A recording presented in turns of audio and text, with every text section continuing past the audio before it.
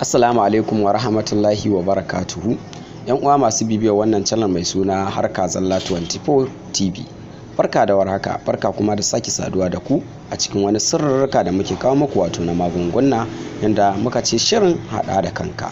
Wannan shiri ne na musamman wanda zai dinga kawo muku magunguna da kuma sirrikan zaman aure da kuma yadda za ku mallaki mijinku da kuma yadda kai ma za ka yi control din matarka a cikin sauki ba tare da tare na ka ba.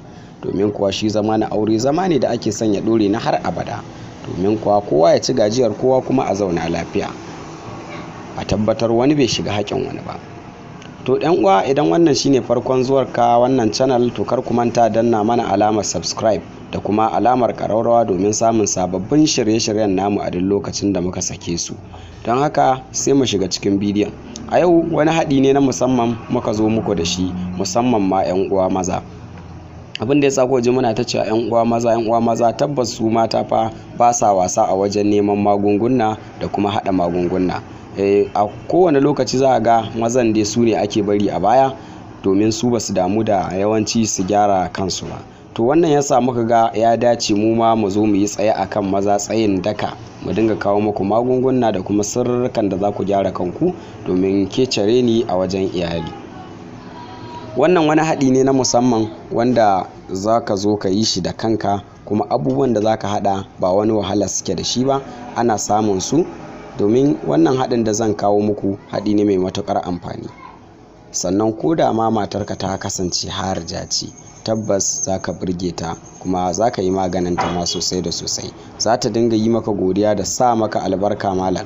Idan ma har tana da wani abu da za ta yi maka kyauta, ko wata akuyarta ko tinkiyarta, kai wallahi rankatakaf ma za ta iya baka kyautar kayan ɗakinta duka, ta ce ka ma kwashe su idan ma har ba ta da wani abin da za ta baka.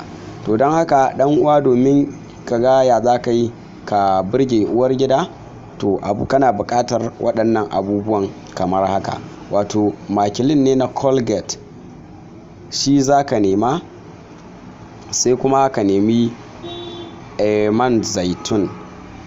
Waɗannan abubuwa su ne guda biyu waɗanda za ka nema ba tare da ka sha wahala ba, kowane ana samun sa. Duka wannan haɗin ina ganin ba wani kuɗi za ka kashe mai yawa ba, kuma za ka haɗa abinka da kanka, za ka daɗe kana amfani da shi kana jin daɗinsa. To abin da za ka yi shine, idan ka samu shi wannan makilin mai suna Colgate, kamar yadda kuka gani ga hotonsa nan mun saka muku, to za ka samu kamar wata 'yan roba haka, sai ka samu ɗan cokali. Idan kuma ba ma roba, ka samu ko da kofi ne wannan haka na shan shayi, ɗan ƙaramin kofi ma. To za ka matso wannan makilin ɗin adadin dai yadda dai za ka ɗan matso shi a cokali ne, adadin yadda za ka iya sha, za ka iya amfani da shi.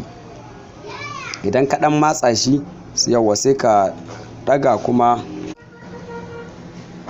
Ɗan uwa, abin da za ka yi shine, idan ka samu wannan makilin ka ɗan ebo shi na Colgate, to abu mai sauƙi shine akwai lemo wanda ake kira Coke na roba, na ruwa dai haka. Kowa dai ya san lemo Coke, gashi nan, koda na kwalba ne koda na roba ne ka saya, to duk ɗaya ne, kawai shine mahaɗin. Ba ma sai ka yi amfani da wancan mai zaitun ɗin ba, domin ƙila zai iya maku wahala da dai sauransu.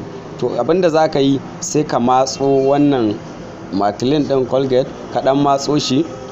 To sai ka zo ka samu Coke ɗinka, sai ka ɗan zuba, kamar maimakon a ce ka zuba ruwa ka motse, to sai ka yi amfani da wannan lemu wato na Coke, sai ka ɗan matsa shi kamar yadda kuke gani. To a haka za ka ta game shi, za ka yi ta juya shi kamar yadda ka san ana juya shayi. To a haka, bayan ka gama gaggame shi ka haɗe shi gaba ɗaya, to sai ka juya da kyau, sai ka sha abinka. To za ka iya yin wannan a rana kamar sau 2, ko kuma a sati ka samu ka yi kamar sau 3.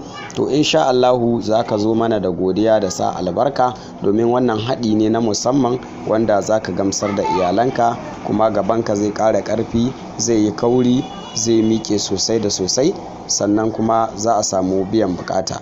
Ga duk wanda suke da irin wannan larura, wata saurin kawowa da dai sauransu, to za su iya jaraba wannan laƙani, domin wannan hanya ce mafi sauƙi wadda ba wani kuɗi za a kashe ba, kuma za ka iya haɗa abin.